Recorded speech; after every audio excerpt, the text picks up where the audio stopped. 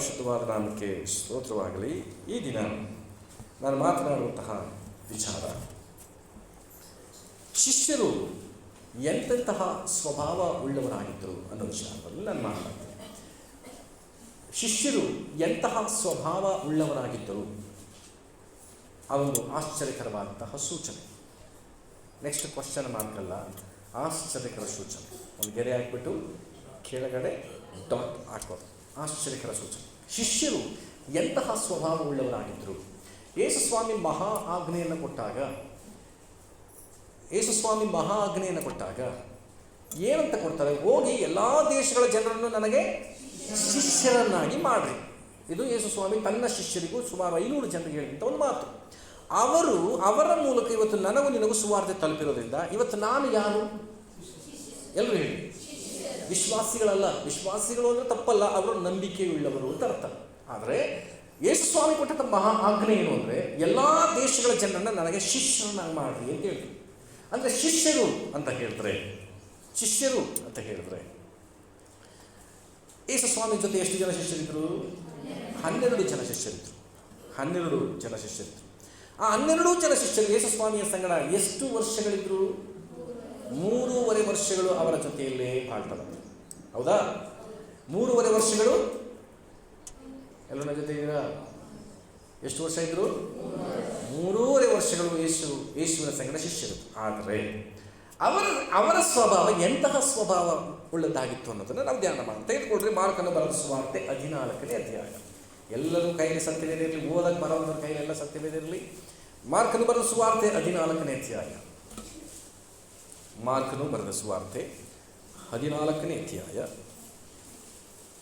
ಅದರ 3ನೇ ವಚನದಿಂದ ಒಬ್ಬರು ಮೈಕಲ್ಲಿ ನಿಧಾನವಾಗಿ ಓದೋಣ. ಓಕೆ, ನಾನೇ ಓದ್ತೀನಿ. ಕೆಲವರಿಗೆ ಎಚ್ಚರ ಇಲ್ಲ, ನಾನೇ ಓದ್ತೀನಿ.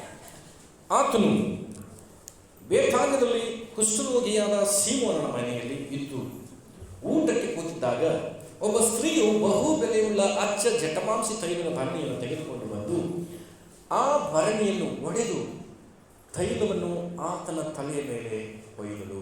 ಆದರೆ ಈಗ ಒಬ್ಬ ಸ್ತ್ರೀ ಬಂದು, ಯೇಸುಸ್ವಾಮಿ ಯಾರ ಮನೆಯಲ್ಲಿದ್ದಾರಂತೆ? ಕುಷ್ಠರೋಗಿಯ ಮನೆಯಲ್ಲಿದ್ದಾರೆ. ಅದು ಕೂಡ ಕುಷ್ಠರೋಗಿ ಮನೆಗೆ ಏನಕ್ಕೆ ಹೋಗಿದ್ದಾರೆ? ಊಟಕ್ಕೆ. ಎಲ್ಲರೂ ಹೇಳಿ.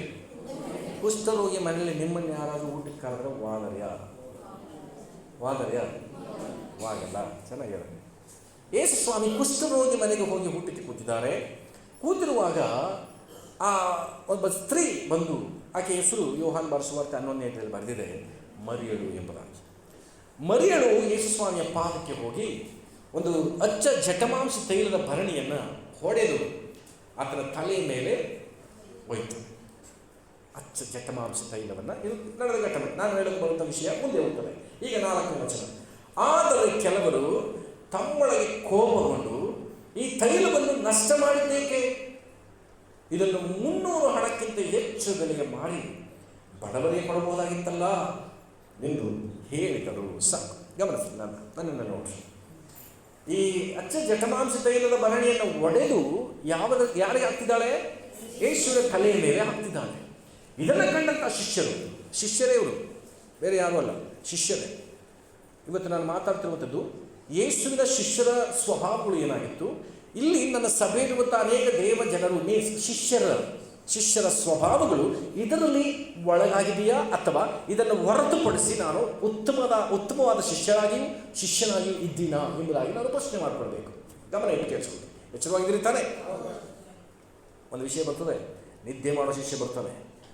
ಸೊ ಇಲ್ಲಿ ನಮ್ಮ ಮಧ್ಯದಲ್ಲಿ ನಿದ್ದೆ ಮಾಡೋ ಶಿಷ್ಯ ಬರದೇ ಇರಲಿ. ಈ ಶಿಷ್ಯ ಯಾರು ಗೊತ್ತಾ?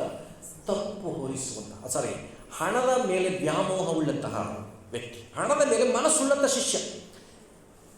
ಆ 300 ಹಣಕ್ಕೆ ಇನ್ನೊಂದು ವಾಕ್ಯ ತೆಗೆದಿರಿ. ಹಣದ ಮೇಲೆ ಮನಸ್ಸುಳ್ಳವ ಅಂತ ಹೆಂಗೆ ಹೇಳ್ತದೆ ಅಂದರೆ, ಯೋಹಾನ್ ಬರೆಸುವಂತ 12ನೇ ಅಧ್ಯಾಯಕ್ಕೆ ಬನ್ನಿರಿ.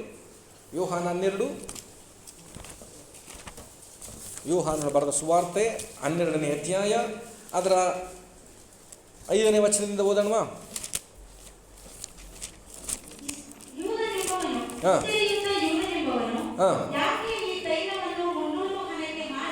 ಬಡವರಿಗೆ ಕೊಡಲಿಲ್ಲ ಅಂದನು.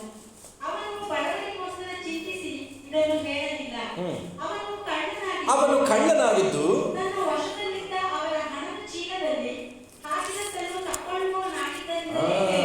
ಸಾಕು. ಇವನು ಇಲ್ಲಿ ಒಂದು ಹೆಂಗಸು ಹೇಳ್ತಿದ್ದಾನೆ, ನೀನು ಯಾಕೆ ಇದನ್ನು ವೇಸ್ಟ್ ಮಾಡಿಬಿಟ್ಟೆ, ನೀನು ಅದನ್ನು ಹೆಂಗೂ ಮಾರಿ ಯೇಸು ಸ್ವಾಮಿಗೆ ತಂದು ಕೊಡ್ತಿದ್ದೆ. ಯೇಸು ಸ್ವಾಮಿ ಯಾರು ಕೊಡ್ತಿದ್ರು? ಇಲ್ಲ ನನಗೆ ಕೊಡ್ತಿದ್ರು. ಇವು ಖಜಾಂಚಿ ಅವನು. ಹಣದ ಚೀಲ ಯಾರ ಹತ್ರ ಇತ್ತು? ಇವನ ಹತ್ರ ಇತ್ತು. ಹಣದ ಚೀಲದ ಹತ್ರ ತೆಗೆದು ಇವ್ರು ಹಾಕೊಳ್ತಿದ್ದ, ಅದರಲ್ಲಿ ಎಷ್ಟೋ ಹಣವನ್ನು ಇವನು ಕದ್ದುಕೊಳ್ತಾ ಇದ್ದ. ಈ ಮನಸ್ಸುಳ್ಳವನಾಗಿ ಆ ಸ್ತ್ರೀಗೆ ಹೇಳ್ತಿದ್ದಾನೆ, ಇದನ್ನು 300 ಹಣಕ್ಕೆ ಮಾರಿ ಬಡವರು ಕೊಡ್ಬೋದಾಗಿತ್ತಲ್ಲ ಅಂತ ಹೇಳ್ತಿದ್ದಾನೆ. ಹಾಗಿದ್ರೆ ಯೇಸುವಿನ ಸಂಗಡ ಇರುವಂಥ ಈ ಶಿಷ್ಯ ಯಾವುದರ ಕುರಿತಾಗಿ ಮನಸ್ಸುಳ್ಳವನಾಗಿದ್ದಾನೆ ಗೊತ್ತಾ? ಇವನೆಲ್ಲಿದ್ದಾನೆ ಹೇಳಿ? ಯೇಸು ಸ್ವಾಮಿಯ ಜೊತೆ ಇದ್ದಾನೆ.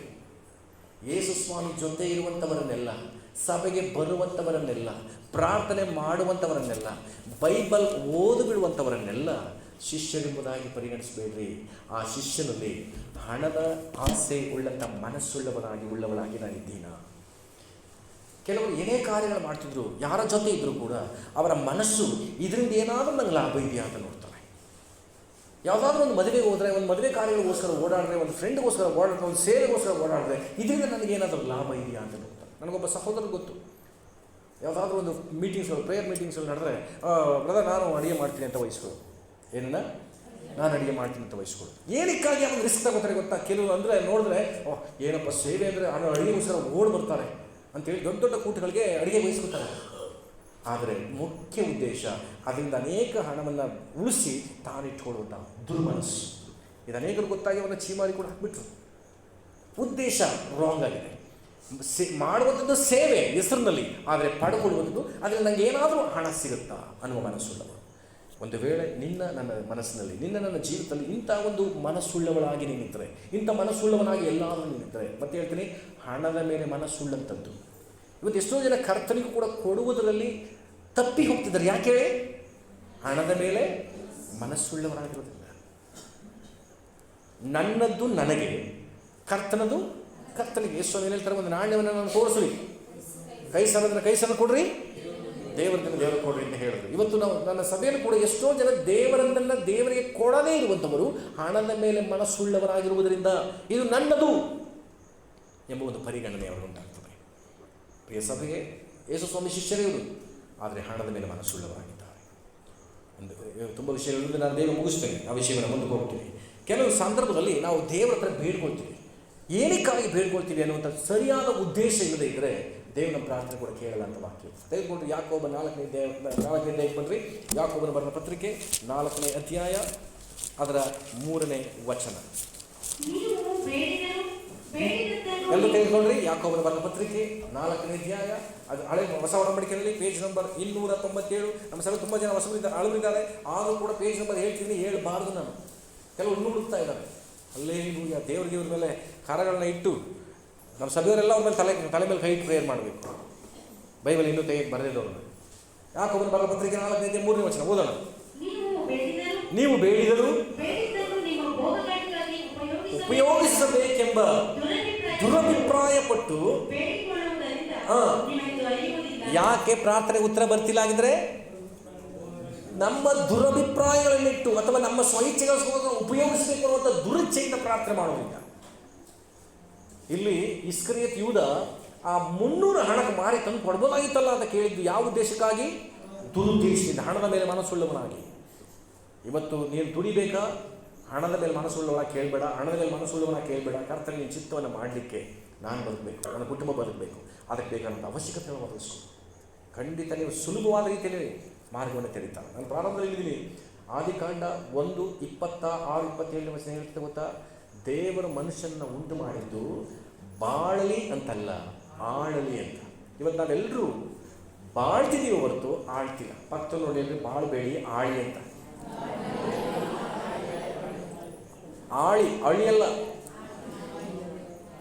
ಅಳಿಯಲ್ಲ, ಆಳ್ವಿಕೆ ಮಾಡಿ. ನಾವು ಆಳ್ವಿಕೆ ಮಾಡೋಕ್ಕಿರುವಂಥವರು. ಅದಕ್ಕೆ ಕೇಳಿ, ದೇವರೇ ನೀನು ಹಣ ಕೊಡು, ನಾನು ಆಳ್ವಿಕೆ ಮಾಡ್ತೀನಿ. ಯಾರನ್ನ? ಲೋಕವನ್ನೇ ಅಲ್ಲೋಲ ಮಾಡುವಂಥವ್ರು ಇಲ್ಲಿ ಬಂದಿದ್ದಾರಲ್ಲ ಅಂತ ಶಿಷ್ಯರ ಬಗ್ಗೆ ಹೇಳಿದ್ರು. ಅಂಥ ರೀತಿಯಲ್ಲಿ ಬದಲಾಗಬೇಕು. ಆಮೇಲೆ ಹಲ್ಲೆಲೂಯಾ. ಹಾಗಿದ್ರೆ ಇಲ್ಲೊಬ್ಬ ಶಿಷ್ಯ ಇದ್ದಾನೆ, ಯಾವ ಮನಸ್ಸುಳ್ಳವನಾಗಿ? ಹಣದ ಮೇಲೆ ಮನಸ್ಸುಳ್ಳವನಾಗಿದ್ದಾನೆ. ನಮ್ಮೆಲ್ಲರಲ್ಲಿ ಹಣ ಬೇಕು ನಮಗೆ. 1 ತಿಮೋಥೆ 6:10 ವಚನ ಏನಿರ್ತದೆ? ಹಣದಾಸೆಯು ಸಕಲ ವಿಧವಾದ ಕೆಟ್ಟತನಕ್ಕೆ ಮೂಲವಾಗಿದೆ. ಹಣದಾಸೆ ನಮಗೆ ಬೇಡ, ಹಣ ನಮಗೆ ಬೇಕು, ಬಟ್ ಹಣದಾಸೆ ಇರಬಾರ್ದು. ಹಣದಾಸೆ ಉಳ್ಳವರೇ, ನನ್ನ ಸಭೆ ಇರುವಂಥ ಪ್ರಿಯ ದೇವ ಜನರೇ, ಯಾವತ್ತೂ ಕೂಡ ಹಣದಾಸೆ ಉಳ್ಳಂಥವರು ಅವರು ನಂಬಿಕೆಯಿಂದ ಕೆಡವಲ್ಪಟ್ಟು ಹಡಗು ಒಡೆದು ಹೋದಂಥ ನಷ್ಟಪಟ್ಟವಂತಿರ್ತಾರಂತೆ ಹಣದಾಸೆ ಉಳ್ಳವರು. ಆದ್ದರಿಂದ ದಯಮಾಡಿ ಪಕ್ಕದಲ್ಲಿ ಕೈ ಕೊಟ್ಟು ಮುಖ ನೋಡಿ ಹೇಳ್ರಿ, ಹಣದಾಸೆಯಿಂದ ನಾವು ಜೀವಿಸೋದು ಬೇಡ ಅಂತ. ಹಣದಾಸೆ ಬೇಡ, ಹಣದಾಸೆ ಬೇಡ. ಎರಡನೇದಾಗಿ ಮಾರ್ಕನ ಬರೆಸುವಾರ್ತೆ 14ನೇ ಅಧ್ಯಾಯ, ಮಾರ್ಕನ ಬರೆಸುವಾರ್ತೆ 14ನೇ ಅಧ್ಯಾಯ ಅದರ 5ನೇ ವಚನ. ಇದನ್ನು 300 ಹಣಕ್ಕಿಂತ ಹೆಚ್ಚು ಬೆಲೆಗೆ ಮಾರಿ ಬಡವರಿಗೆ ಕೊಡಬಹುದಾಗಿತ್ತಲ್ಲ ಎಂದು ಹೇಳಿ ಆಕೆಗೆ ಛೀ ಹಾಕಿದರು. ಅಂದರೆ ದೂಷಿಸುವಂತಹ ಶಿಷ್ಯರು. ಈ ಶಿಷ್ಯರು ಯಾರು? ಇಸ್ಕರಿಯೋತ ಒಬ್ಬ ಮಾಡಿರುವಂತ ಇಲ್ಲ. ದೂಷಿಸಿದನು ಅಂತ ಇದೆಯಾ, ಚೀಮಾರಿ ಹಾಕಿದನು ಅಂತಿದೆಯಾ, ಹಾಕಿದನು ಅಂತಿದೆಯಾ? ಇನ್ನೂ ಕೆಲವು ಶಿಷ್ಯರು ಸೇರ್ಕೊಂಡು ಏನ್ ಮಾಡ್ತಿದ್ದಾರೆ, ಈಕೆ ಮಾಡುವಂತಹ ಸೇವೆಯ ಉದ್ದೇಶವನ್ನು ತಿಳ್ಕೊಳ್ಳದೆ ಅವಳಿಗೆ ಚೀಮಾರಿ ಆಗ್ತಿದ್ದಾರೆ, ಅಂದ್ರೆ ದೂಷಿಸುತ್ತಿದ್ದಾರೆ. ಕೆಲವರು ದೇವರಿಗಾಗಿ ಬೆಸ್ಟ್ ಆಗಿ ಬಾಳಕ್ಕಾಗಲ್ಲ, ಇನ್ನು ಕೆಲವರು ದೇವರಿಗೆ ಬೆಸ್ಟ್ ಆಗಿ ಬದುಕಲಿಕ್ಕೆ ಆಸೆ ಪಡ್ತಾರೆ, ಬದುಕ್ತಾರೆ. ಬೆಸ್ಟ್ ಆಗಿ ಬದುಕುವವರನ್ನ ಇವರು ನೋಡಿ, ಬದುಕಲಿಕ್ಕೆ ಆಗದೇ ಇರುವಂಥವ್ರು ನೋಡಿ ಅವರ ಮೇಲೆ ತಪ್ಪನ್ನು ಹೊರಿಸ್ತಾರೆ. ಏನು ಭಾಳ ಪ್ರೀತಿ ಅವಳಿಗೆ, ಏನು ಯಾವಾಗಲೂ ಪ್ರೇಯರ್, ಏನು ಯಾವಾಗಲೂ ಚರ್ಚು ಅನ್ನೋದು ಅಂಥೇಳಿ ಅವರನ್ನು ದೂಷಿಸುವಂತಹ ಶಿಷ್ಯರು. ಇವರು ಕೂಡ ಯೇಸುಸ್ವಾಮಿ ಶಿಷ್ಯರೇ. ಆದರೆ ಯೇಸುಸ್ವಾಮಿ ಜೊತೆಗೇ ಇದ್ಕೊಂಡು ಆಕೆ ಮಾಡುವಂತಹ ತ್ಯಾಗವನ್ನು, ಆಕೆ ಮಾಡುವಂತಹ ಸೇವೆಯನ್ನು, ಯೇಸುಸ್ವಾಮಿ ಮಾಡ್ತಿದ್ದೇನದು ಆಕೆ ಸೇವೆ, ಆ ಸೇವೆಯನ್ನು ದೂಷಿಸ್ತಾ ಇದ್ದಾರೆ. ಅದರಲ್ಲಿ ಒಂದು ಮಾಡಿಫಿಕೇಶನ್ ಮಾಡ್ತಾರೆ. ಅಂದರೆ ಒಂದು ಟ್ಯಾಪ್ ಹೆಚ್ಚುವಂಥ ಕೆಲಸ ಮಾಡ್ತಾರೆ, ಬದಲಾಯಿಸುವಂಥ ಕೆಲಸ ಮಾಡ್ತಾರೆ. ಇವ್ರು ಹೇಳುವಂಥದ್ದು ನಿಜ ತಾನೇ ಅನಿಸ್ಬಿಡುತ್ತೆ. ಅವ್ರು ಹೇಳ್ತಿರೋದೇನು, 300 ಹಣಕ್ಕೆ ಮಾರಿ ಈಗ ತಲೆ ಮೇಲೆ ಸುರಿದು ಎಲ್ಲೋಗುತ್ತೆ, ನೆಲ ಕೊಟ್ಟಿದ್ರೆ ವೇಸ್ಟ್. ಆದರೆ ಬಡವರು ಕೊಟ್ಟಿದ್ರೆ ಬಡವರು ಉದ್ಧಾರ ಆಗ್ತಿದ್ದಾರಲ್ಲ ಅನ್ನೋ ಅವ್ರ ಮಾತು ಬೆಸ್ಟ್ ಅನಿಸುತ್ತೆ. ಆದರೆ ಯೇಸುಸ್ವಾಮಿ ಅವ್ರ ಒಂದು ಮಾತು ಹೇಳ್ತಾರೆ, ಆಕೆಯನ್ನು ಬಿಡ್ರಿ, ಸಾಕು. ನಿಮಗೆ ನಾನು ಹೇಳುವಂಥ ವಿಷಯ, ಮತ್ತೊಬ್ಬರನ್ನ ದೂಷಣೆ ಮಾಡೋದನ್ನು ಬಿಡ್ರಿ. ಆಮೇಲೆ ಮತ್ತೊಬ್ಬರ ಮೇಲೆ ದೂಷಣೆ ಮಾಡುವಂಥ ಕೆಲಸ ನಾನು ನಿಲ್ಲೋದು ಅಲ್ಲ. 5ನೇ ತಿಂಗಳು ಮುಗಿದೋಗಿದೆ ನಮ್ಮ ಜೀವನದಲ್ಲಿ. 5ನೇ ತಿಂಗಳಲ್ಲಿ ಒಂದು ಕ್ಷಣ ನೀವು ಕಣ್ಣು ಮುಚ್ಕೊಂಡು ಏನಂತ, ಒಬ್ಬರನ್ನಾದ್ರೂ ನಾನು ದೂಷಣೆ ಮಾಡಿದ್ದೀನ ಅಂತ ಆಲೋಚನೆ ಮಾಡಿಕೊಂಡ್ರೆ ನೋಡೋಣ. ಮಾಡಿರ್ತೀವಿ. ಕೆಲವು ಸಾರಿ ನಮ್ಮ ತಪ್ಪುಗಳನ್ನು ಮುಚ್ಚಿಕೊಳ್ಳಿಕ್ಕೋಸ್ಕರ ಮತ್ತೊಬ್ಬರ ಮೇಲೆ ತಪ್ಪು ಹೊರಿಸ್ಬಿಟ್ಟಿರ್ತೀವಿ ನಾವು. ಹಲ್ಲೆಲೂಯಾ. ಚೀಮಾರಿ ಹಾಕ್ಬಿಡ್ತಾರೆ. ನನ್ನ ತಪ್ಪನ್ನು ಮುಚ್ಚಿಕೊಳ್ಳಿಕ್ಕೆ ಕೆಲವು ಸಾಕ್ಷಿಗಳನ್ನು ನೇಮಿಸಿ ಹಿಂಗಲ್ಲ ಹಂಗೆ ಅಂತೇಳಿ ಅವನ್ನ ಚೀಮಾರಿ ಹಾಕುವಂತೆ ಮಾಡಿಬಿಡ್ತೀವಿ. ನಾನು ಕೆಲವು ವರ್ಷಗಳಿಂದ ಮಾಡಿದ್ದು, ನನ್ನ ತಪ್ಪನ್ನು ಮುಚ್ಚಿಕೊಳ್ಳಿಕ್ಕೋಸ್ಕರ ಅವ್ರನ್ನ ತಪ್ಪಿತಸ್ಥರಾಗಿ ಕಳಿಸ್ಬಿಟ್ಟೆ. ಆಗ ತಕ್ಷಣ ನಾನು ಫೋನ್ ಮಾಡಿ ಕಣ್ಣೀರು ಹಾಕಿದ್ದೆ, ಕ್ಷಮಿಸಿ, ನೀವು ಕಣ್ಣೀರು ಹಾಕೊಂಡು ಹೋದ್ರೆ ನನಗೆ ಇಷ್ಟ ಆಗಲಿಲ್ಲ, ನನ್ನದೇ ತಪ್ಪು, ನಾನು ಕ್ಷಮಿಸಿ ಅಂತ ನಾನು ಕೇಳ್ಕೊಳ್ತೀನಿ. ಹಲ್ಲೆಲೂಯಾ. ಇದು ಮಾಡ್ತೀರಾ? ಇದು ಮಾಡಬೇಕು ನಾವು. ಒಂದು ವೇಳೆ ತಪ್ಪಾಗ್ಬಿಡ್ತದ, ಒಂದು ವೇಳೆ ನಾವು ದೂಷಣೆ ಮಾಡಿಬಿಟ್ವಾ, ತಕ್ಷಣವೇ ಹೋಗಿ ನಮ್ಮ ತಪ್ಪಿನ ಅರಿವಾಗಿ, ಯಾಕಂದರೆ ಪರಿಶುದ್ಧಾತ್ಮನ ನೋಡಿದ್ದಾರೆ. ನೆನೆ ಒಬ್ಬ ಹೊಸ ವಿಶ್ವಾಸಿ ಒಬ್ಬರು ಬಂದಿದ್ರು, ನಮ್ಮ ಬ್ರದರ್ ಕರ್ಕೊಂಡ್ಬಂದಿದ್ರು. ಅವ್ರು ಹೇಳ್ತಿದ್ರು, ಇವ್ರು ಯಾರು ನಾನು ಸುವಾರ್ತೆ ಸಾರ್ತಿರಲಿಲ್ಲ, ಆದರೂ ಯಾವುದೋ ಒಂದೊಂದು ಮಾತುಗಳು ಆಡ್ತಿದ್ರು. ಆಗ ನಾನು ಹೇಳ್ತಿದ್ದೆ, ಈಗ ಸಣ್ಣ ತಪ್ಪು ಮಾಡಿದ್ರು ನನಗೆ ಒಂದು ಮನಸ್ಸು ಚುಚ್ಚುತ್ತೆ ಪಾಸ್ಟ್ರೆ ಅಂತ ನನ್ನ ಜೊತೆ ಮಾತಾಡ್ತಾ ಇದ್ರು. ಹೊಸದಾಗಿ ಬಂದಂತಹ ವ್ಯಕ್ತಿ ತಪ್ಪು ಮಾಡಿದಾಗ ನನ್ನ ಮನಸ್ಸು ಚುಚ್ಚುತ್ತೆ ಅಂತ ಹೇಳೋದು. ಕೆಲವು ವಿಶ್ವಾಸಿ ನಮ್ಮ ಸಭೆಯಲ್ಲಿ ಹೆಂಗಿದ್ದಾರೆ ಗೊತ್ತಾ, ಮರಗಟ್ಟೋಗಿದೆ ಅವ್ರ ಹೃದಯ, ಚುಚ್ಚೋದೇ ಇಲ್ಲ, ತಪ್ಪು ಮಾಡ್ತೀನಿ ಅಂತ ಅನಿಸೋದೇ ಇಲ್ಲ. ಅದೇ ಥರ ಅಭ್ಯಾಸ ಆಗಿಬಿಟ್ಟಿದೆ. ಕೆಲವರಿಗೆ ನೆಟ್ಟಿಗಿರೋ ನೆಲೆಯಲ್ಲಿ ನಡೆಯೋಕ್ಕೆ ಕಷ್ಟ, ಪಾಚಿರೋ ಜಾಗದಲ್ಲಿ ನಡೆದರೆ. ಕೆಲವರು ಮೀನುಗಾರರ ಹತ್ರ ಹೋಗಿ ಅಥವಾ ಸಮುದ್ರದ ಬಳಿಯಲ್ಲಿ ಇರುವಂಥವ್ರನ್ನ ನೋಡಿ ಪಾಚಿರೋದ ಜಾಗ ಸುಲಭವಾಗಿ ನಡ್ಕೊಂಡು ಹೋಗ್ತಾರೆ. ಅಂಥವ್ರು ಕೆಲವು ವಿಶ್ವಾಸಿಗಳು ಚುಚ್ಚದೇ ಇಲ್ಲ, ತಪ್ಪನ ಮಧ್ಯೆ ನಡ್ಕೊಂಡು ಹೋಯ್ತಿರ್ತಾರೆ. ಗೋಳಿ ಕಂಡಾಗ ತಪ್ಪು ಮಾಡಿದ್ರೆ ಅಂತಲೇ ಅನಿಸಲ್ಲ ಅವ್ರಿಗೆ. ನಾನು ಪ್ರಾರ್ಥನೆ ಬಿಟ್ಟಿದ್ದೀನಿ, ಕೆಲವು ಚುಚ್ಚಲ್ಲ ಮನಸ್ಸು. ನಾನು ಸಭೆ ಬಿಟ್ಟಿದ್ದೀನಿ, ಗೊತ್ತಾಗೋದಿಲ್ಲ. ನಾನು ಆತ್ಮಿಕತೆಯನ್ನು ಬಿಡ್ತಾ ಇದ್ದೀನಿ, ಪರಿಶುದ್ಧತೆಯನ್ನು ಕಳ್ಕೊಳ್ತಾ ಇದ್ದೀನಿ, ಆ ಗ್ರಹಿಕೆನೇ ಬರೋದಿಲ್ಲ ಅನೇಕ ಜನರೊಳಗೆ. ಇಲ್ಲಿ ಶಿಷ್ಯರ ಬಗ್ಗೆ ಹೇಳ್ತಿದೆ, ಅವನು ಮಾಡುವಂಥ ತಪ್ಪನ್ನೇ ಯೇಸುಸ್ವಾಮಿಂದ ಹೇಳ್ತೇನೆ, ಅವನಿಗೆ ಚೀಮಾರಿ ಆಗ್ತಿದ್ದಾರಂತೆ. ಅದಕ್ಕೆ ಯೇಸುಸ್ವಾಮಿ ಹೇಳ್ತಿದ್ದಾನೆ, ಆಕೆ ಬಿಡಿ ಆಗಿದೆ. ಇಲ್ಲೊಬ್ಬ ಶಿಷ್ಯ, ಮೊದಲನೇ ಶಿಷ್ಯ ಏನು ಮಾಡ್ತಿದ್ದಾನೆ, ಹಣದಾಸೆ ಉಳ್ಳಂಥ ಶಿಷ್ಯನಾಗಿದ್ದಾನೆ. ಎರಡನೇ ಶಿಷ್ಯ ದೂಷಣೆ ಮಾಡುವಂಥ ಶಿಷ್ಯನಾಗಿದ್ದಾನೆ. ಈ ತಿಂಗಳು ತೀರ್ಮಾನ ಮಾಡಿರಿ, ನಾನು ದೂಷಿಸುವಂಥ ಶಿಷ್ಯನಾಗಿ ಇರಬಾರ್ದು. ಯಾರನ್ನು ದೂಷಿಸಬೇಡಿ. ದೂಷಿಸೋದು ಯಾರನ್ನ ಹೇಳಿ, ತಪ್ಪು ಮಾಡೋದು. ತಪ್ಪು ಮಾಡೋರನ್ನ ದೂಷಿಸುವ ಕೆಲಸ ನಂದ? ಈ ಪ್ರಶ್ನೆ ಯಾವತ್ತೂ ನೀವು ಹಾಕೊಳ್ಳಿ. ಒಬ್ಬರು ತಪ್ಪು ಮಾಡಿದ್ದಾರೆ, ಅವರನ್ನು ದೂಷಿಸುವ ಕೆಲಸ ನನ್ನದ? ಇವತ್ತು ತುಂಬ ಕೆಲವು ವಿಶ್ವಾಸಿಗಳಿಗೆ ಸ್ವಭಾವ ಏನಿದೆ ಅಂದರೆ ಮತ್ತೊಬ್ಬರ ಕುರಿತು ಮತ್ತೊಬ್ಬರ ಸಂಗಡ ಮಾತನಾಡುವ ಸ್ವಭಾವ ಇನ್ನೂ ಇದೆ. ಅಂಥವ್ರಿಗೋಸ್ಕರ ಇವತ್ತು ನಾನು ಎಂಥ ಪ್ರೇಯರ್ ಮಾಡ್ತೀನಿ ಗೊತ್ತು? ಎಷ್ಟು ಹೇಳಿ ಬದಲಾಗದಿರೋರು ಯೇಸುವೆ ಅವ್ರು ಸಭೆಗೆ ಬರದೇ ಇರಲಿ ಅಂತ ಪ್ರೇಯರ್ ಮಾಡ್ತೀನಿ. ಬದಲಾಗಲಿ ಅಂತನೂ ಅಲ್ಲ, ಬದಲಾಗಲಿ ಅಂತ ಪ್ರೇಯರ್ ಮಾಡಲ್ಲ, ನಾನು ಆಲೋಚನೆಗಳನ್ನ ಕೊಡ್ತೀನಿ, ವಾಕ್ಯವೊಂದಿಗೆ ತೋರಿಸ್ತೀನಿ. ಇಲ್ಲದಿದ್ದರೆ ಅವ್ರು ಬರದಂಗೆ ಆಗಿಸು ಕರ್ಕೊಂಡು ಹೋಗ್ಬಿಡಿ. ಅವ್ರು ಯಾಕೆಂದರೆ ಯೇಸು ಹೇಳ್ತಾರೆ, ಸ್ವಲ್ಪ ಹುಳಿ ಕಣಿಕರನ್ನೆಲ್ಲ ಕೆಡಿಸುತ್ತಂತೆ. ಒಂದು ಆ ಸ್ಪಿರಿಟ್ ಅನೇಕ ಕಡೆ ಹರಡಿ ಸಭೆ ಹಾಳಾಗಬಾರ್ದು. ಒಬ್ಬರನ್ನ ಕಳ್ಕೊಳ್ಳೋಣ, ಸಭೆಯನ್ನು ಕಳ್ಕೊಳ್ಳೋಕ್ಕಾಗಲ್ಲ. ಹಲ್ಲೆಲೂಯಾ. ಹಾಗಿದ್ರೆ ಮೊದಲನೇ ಶಿಷ್ಯ ಹಣದಾಸೆ ಉಳ್ಳವನು, ಎರಡನೇ ಶಿಷ್ಯ ದೂಷಣೆ ಮಾಡುವಂತಹ ವ್ಯಕ್ತಿಯಾಗಿದ್ದ. ಮೂರನೇದಾಗಿ ದೂಷಿಸುವಂತಹ ವಿಷಯದಲ್ಲಿ ನಾವು ನೋಡೋದಾದರೆ ದೂಷಿಸುವಂಥದ್ದು ಅದೇ ವಿಷಯಕ್ಕೆ ನಾನು ಇನ್ನೊಂದು ಅಂಶ ಹೇಳ್ತೀನಿ. ಮಾರ್ಕಲ್ಲಿ ಬರೆಸುವಂಥ 14ನೇ ಅಧ್ಯಾಯಕ್ಕೆ ಬನ್ನಿರಿ. ಅದರ 71ನೇ ವಚನ. 71ನೇ ವಚನದಲ್ಲಿ ಇಲ್ಲೊಬ್ಬ ಶಿಷ್ಯ ಇದ್ದಾನೆ. ದೂಷಿಸೋದು ಇದು ಯಾರನ್ನು ದೂಷಿಸಿದ್ದು? 5ನೇ ವಚನದಲ್ಲಿ ಬರೀ ಸ್ತ್ರೀಯನ್ನು ಅಂದರೆ ಮತ್ತೊಬ್ಬರನ್ನ ದೂಷಿಸುವಂಥ ಶಿಷ್ಯ. ಇಲ್ಲೊಬ್ಬ ಶಿಷ್ಯ ಇದ್ದಾನೆ 71ನೇ ವಚನದಲ್ಲಿ.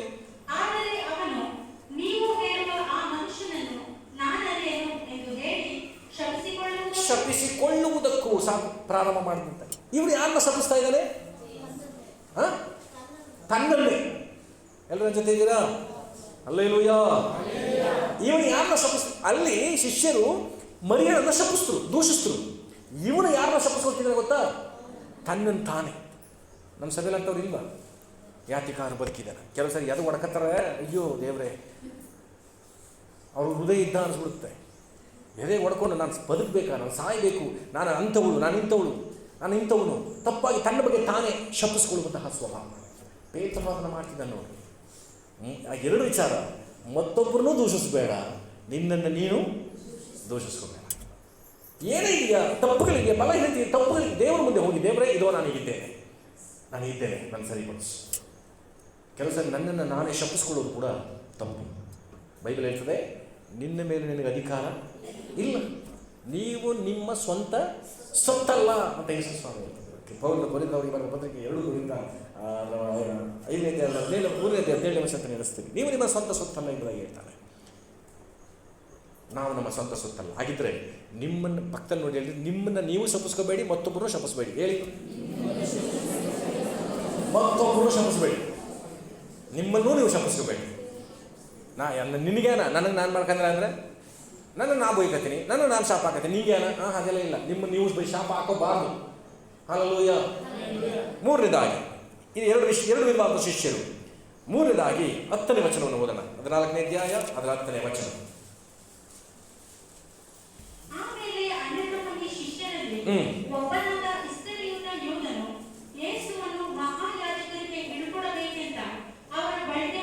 ಸರ್, ಇಲ್ಲೊಬ್ಬ ಶಿಷ್ಯನಿದ್ದಾನೆ, ಹಿಡುಕೊಡುವಂತಹ ಶಿಷ್ಯ. ಎಂಥ ಶಿಷ್ಯ? ಹಿಡುಕೊಡ ಶಿಷ್ಯ. ಕಳೆದ ದಿನಗಳಲ್ಲಿ ನಾವು ಕರ್ತರ ಬರವಣದ ಬಗ್ಗೆ ನಾವು ಮಾತನಾಡ್ತಾ ಇದ್ವಿ ಅಲ್ವಾ? ಅದರಲ್ಲಿ ವಿಶ್ವಾಸಿಗಳ ಜನರನ್ನ ಏನು ಮಾಡ್ತಾರಂತೆ? ಹಿಡ್ಕೊಟ್ಬಿಡ್ತಾರೆ. ಇಂಥ ಶಿಷ್ಯರು ಸಭೆಯಲ್ಲಿದ್ದಾರೆ. ನಾನು ಹೇಳ್ತಿಲ್ಲ, ಸತ್ಯವೇದ ಹೇಳ್ತೇನೆ.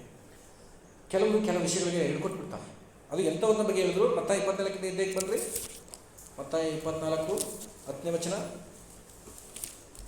ಮತ್ತಾಯ 24 10ನೇ ವಚನ. ಹಿಂಜರಿದು ಒಬ್ಬರನ್ನೊಬ್ಬರು ಹಿಡ್ಕೊಡುವರು. ಸಾಕು, ಒಬ್ಬರನ್ನೊಬ್ಬರು ಏನು ಮಾಡ್ತಾರಂತೆ? ಹಿಡ್ಕೊಟ್ಬಿಡ್ತಾರೆ. ಪಕ್ಕದವ್ರನ್ನ ನಂಬಕ್ಕಾಗಲ್ಲ. ಆದರೆ ನಿನ್ನ ವಿಷಯವನ್ನು ಕಾನ್ಫಿಡೆಂಟ್ ತಗೋ, ನಿನ್ನ ವಿಷಯವನ್ನು ದೃಢ ತೀರ್ಮಾನ ತಗೋ. ನಾನು ಎಂಥ ಸಂದರ್ಭದಲ್ಲಿ ಯಾರನ್ನು ನಾನು ಹಿಡ್ಕೊಡಲ್ಲ. ಆಮೇಲೆ ಎಂಥ ಸಂದರ್ಭದಲ್ಲಿ ಯಾರನ್ನೂ ನಾನು ಏನು ಮಾಡಲ್ಲ, ಹಿಡ್ಕೊಡಲ್ಲ. ಅಂದರೆ ಇಲ್ಲಿರುವಂಥ 90-100 ಜನ ಇರ್ಬೋದೇನೋ, 90 ಜನ ಇದ್ದೀರಿ. ಗಮನಿಸ್ರಿ, ನಾನು ಯಾರನ್ನೂ ಮತ್ತೊಬ್ಬರನ್ನು ಹಿಡ್ಕೊಡಲ್ಲ ಅಂತ 90 ಜನ ನೆನೆಸಿದ್ರೆ ನಿಮ್ಮನ್ನು ಹಿಡ್ಕೊಡೋದು ಯಾರು ಸಭೆಯಲ್ಲಿ ಇರ್ತಾರ? ಅರ್ಥ ಆಯ್ತಾನೆ ಹೇಳಿದ್ದು? ನೀವು ಒಬ್ಬರು ತೀರ್ಮಾನ ಮಾಡಿ, ನಾನು ಮಾತ್ರ ಸಭೆಯಲ್ಲಿ ಹೆಂಗಾರು ಇರಲಿ, ನಾನು ಯಾರನ್ನು ಹಿಡ್ಕೊಡಲ್ಲ ಅಂತ ನಾವು ಎಲ್ಲರೂ ತೀರ್ಮಾನ ಮಾಡಿದ್ರೆ ಎಂಥ ಕಠಿಣವಾದ ಸಂದರ್ಭ ಬಂದರೂ ಹಿಡ್ಕೊಡೋಂಥ ಒಬ್ಬ ಶಿಷ್ಯನು ನಮ್ಮ ಸಭೆಯಲ್ಲಿ ಇರೋದಿಲ್ಲ. ಆಮೇಲೆ ಹಿಡ್ಕೊಟ್ಟಂಥ ಶಿಷ್ಯ ಇಲ್ಲೊಬ್ಬ ಇದ್ದಾನೆ. ಹಿಡ್ಕೊಟ್ಟಂಥ ಶಿಷ್ಯ 2 ತಿಮೋಥೆ 4ನೇ ಅಧ್ಯಾಯ 10ನೇ ವಚನ. ಯಾಕಂದರೆ ಹಾ. ದೇವರು ಇಹಲೋಕವನ್ನು ಪ್ರೀತಿಸಿ ಅಲ್ಲ, 10ನೇ ವಚನ. ಓಕೆ, 10ನೇ ವಚನ ಅಲ್ಲಿಂದ ಓದಿ. ಗುಡ್ ಓದಿ. ದೇವರು ಇಹಲೋಕವನ್ನು ಪ್ರೀತಿಸಿ ನಮ್ಮನ್ನು ನನ್ನನ್ನು ಬಿಟ್ಟು ಹಾ. ಥೆಸಲೋನಿಕಕ್ಕೆ ಹೋದನು. ಇನ್ನೊಂದ್ಸಲ ಓದಿ. ಯಾಕಂದ್ರೆ ದೇವನು ಈ ಹೆಸರನ್ನು ನೋಡ್ರಿ, ದೇಮ ಎಂಬತಕ್ಕಂಥ ಒಬ್ಬ ವ್ಯಕ್ತಿ. ದೇವನು ಇಹಲೋಕವನ್ನು ಪ್ರೀತಿಸಿ ನನ್ನನ್ನು ಬಿಟ್ಟು ಥೆಸಲೋನಿಕಕ್ಕೆ ಹೋದನು. ಪೌಲ ಹೇಳ್ತಿದ್ದಾನೆ ದೇವನ ಬಗ್ಗೆ. ಈ ದೇವ ಅನೇಕ ಹೋರಾಟಗಳಲ್ಲಿ ಸೇವೆ ನನಗೆ ನನ್ನ ಜೊತೆ ಸಹಾಯ ನಿಲ್ತಾನೆ ಅಂತ ಹೇಳಿದ್ರೆ ಇವನು ಬೇಕಾದ್ರೆ ಹಿಡ್ಕೊಳ್ಳಿ ಅಂತ ಇಮೋಟನ್ನಂತೆ. ಯಾರು? ದೇಮ. ದೇವನು ಇಂಥ ಜೊತೆ ಇರುವಂಥ ವಿಷಯದ ಬಗ್ಗೆ ಮತ್ತು ಶಿಷ್ಯರ ಬಗ್ಗೆ ಮಾತಾಡ್ತಿದ್ದಾರೆ. ದೇವನು ಇಹಲೋಕವನ್ನು ಪ್ರೀತಿಸಿ. ಯಾರು ಹಿಡ್ಕೊಡುವಂಥ ಸ್ವಭಾವವುಳ್ಳವರು ಗೊತ್ತಾ? ಇಹಲೋಕದ ಇಷ್ಟಪಡುವಂಥವ್ರು, ಇಹಲೋಕವನ್ನು ಪ್ರೀತಿಸುವಂಥವರು, ಅಂದರೆ ಲೋಕವನ್ನು ಪ್ರೀತಿಸುವಂಥವರು ಮತ್ತೊಬ್ಬರನ್ನು ಹಿಡ್ಕೊಂಡು ಬಿಡ್ತಾರೆ.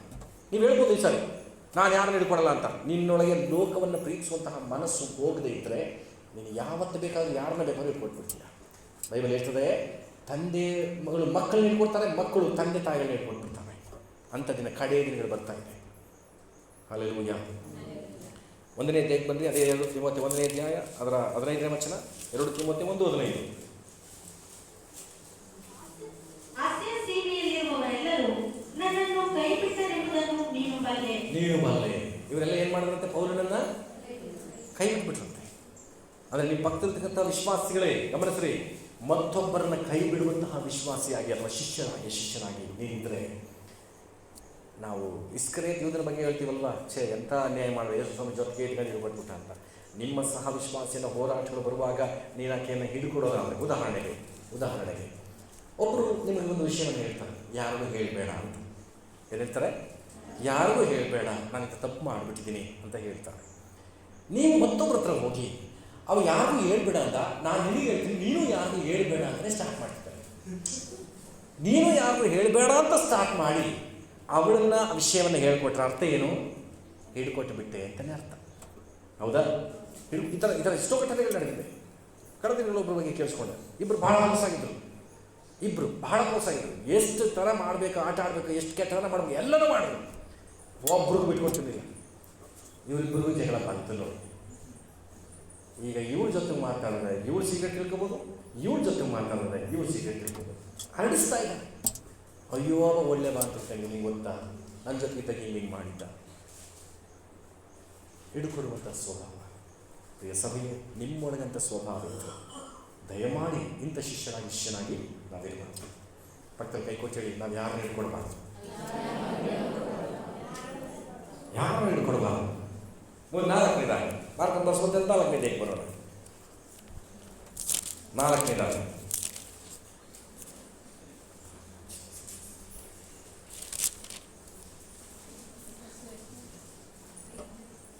ನಾಲ್ಕು 14ನೇ ಅಧ್ಯಾಯ ಅದರ 29ನೇ ವಚನ. ಎಲ್ಲರೂ ದಿಗಿಲುಪಟ್ಟು ಹಿಂಜರಿದರು, ನಾನು ಹಿಂಜರಿಯುವುದಿಲ್ಲ ಎಂದು ಹೇಳಲು ಸಾಕು. ಯೇಸು ಸ್ವಾಮಿ ಹೇಳ್ತಿದ್ದಾರೆ, ನನ್ನನ್ನು ಕಳ್ಳರ ಕೈಗೆ ಒಪ್ಪಿಸ್ತಾರೆ. ಕೈದಿಗಳನ್ನ ಹಿಡಿಯುವ ಹಾಗೆ ನನ್ನ ಜೊತೆ ಇರು. ಕೈದಿಗಳನ್ನ ಹಿಡಿಯುವ ಹಾಗೆ ಬಂದು ನನ್ನನ್ನು ಹಿಡಿತಾರೆ. ಆಗ ನೀವೆಲ್ಲರೂ, ಯೇಸು ಸ್ವಾಮಿ ಹೇಳ್ತಾರೆ, ನೀವೆಲ್ಲರೂ ಚದುರಿ ಹೋಗ್ತೀವಿ. ಕುರುಬನನ್ನು ಹೊಡೆಯುವನು, ಕುರಿಗಳು ಚದುರಿ ಹೋಗುವವನ್ನ ಪ್ರಕಾರ ನೀವೆಲ್ಲರೂ ಚದುರಿ ಹೋಗ್ತೀರಿ ಅಂದರೆ ಎಲ್ಲ ಬಾಯಿ ಮುಚ್ಕೊಂಡು ಯೇಸು ಸ್ವಾಮಿಗೆ ಅಂತಿದ್ದಾರಲ್ಲ ಅಂಥ ಸ್ವಭಾವನ ನಂದು, ಅಯ್ಯೋ ದೇವರೇ ಯಾಕೆ ಹಿಂಗೆ ಆಗ್ಬಿಟ್ಟೆ ಅಂತ ಪ್ರಶ್ನೆ ಮಾಡ್ಕೊತಾ ಇದ್ದಾರೆ ಒಬ್ಬೊಬ್ಬರು. ಆಗ ಪೇತ್ರ ಎದ್ದ. ಏನು ಹೇಳ್ತಿದ್ದಾನೆ? ಆದರೆ ಪೇತ್ರನು ಅವನಿಗೆ ಎಲ್ಲರೂ ತಿಗಿಲುಪಟ್ಟು ಹಿಂಜರಿದರು, ನಾನು ಮಾತ್ರ ಏನು ಮಾಡಲ್ಲ. ನನ್ನಾಗ ಅನ್ಕೋಬೇಡ ಸ್ವಾಮಿ, ನಾನು ಸಾವಾಗ ಅನ್ಸ್ಕೋಬೇಡ, ನೀನು ಸುಮ್ಮನೆ ನಂಬ್ಕೊ ಬಂದಿಲ್ಲ ನಾನು, ಇವರೆಲ್ಲ ಹೆಂಗೋ, ಆದರೆ ನಾನು ಮಾತ್ರ ದಿ ಗ್ರೇಟ್, ದಿ ನಂಬರ್ 1 ನಾನು. ನೀ ಬಂಡೆ ಸುಮ್ಮನೆ ಕರೆದಿದೆ, ಬಂಡೆ ಹಳ್ಳಿಗಳಲ್ಲ ನಾನು. ಯೇಸು ಸ್ವಾಮಿ ಜೊತೆ ಸುಮ್ಮನೆ ಕೊಚ್ಕೊತಿದ್ದಾನೆ ಅಂದರೆ ಈತನ ಸ್ವಭಾವವೇನು? ಆತ್ಮೀಕ ಗರ್ವ. ಇವನ ಶಿಷ್ಯನೇ ಆತ್ಮೀಕ ಗರ್ವ ಇವನೊಳಗೆ ಬರ್ತಾ ಇದೆ. ನಾನು ಹಾಗಲ್ಲ, 11 ಜನ ಬೇರೆ, ಬಟ್ ನಾನು ಸಪ್ರೇಟ್ ಅಂತ ಹೇಳ್ತಿದ್ದಾನೆ. ಯೇಸು ಸ್ವಾಮಿ ಹೇಳ್ತೇನು, 12 ಜನರು ಏನು ಮಾಡ್ತೀರಿ? ಚಂದ್ರಿ ಓಡೋಗ್ತೀರಿ. ಆದರೆ ಪೇತ್ರ ಹೇಳ್ತಾನೆ, ನಾನು ಮಾತ್ರ ಹಾಗಲ್ಲ ಸ್ವಾಮಿ. ಆತ್ಮೀಕ ಗರ್ವ. ಇವತ್ತು ಕೆಲವು ದೇವ ಜನರು ಸಭೆಯೊಳಗಡೆ ಇಂಥ ಆತ್ಮೀಕ ಗರ್ವಕ್ಕೆ ಬಂದ್ಬಿಡ್ತಾನೆ.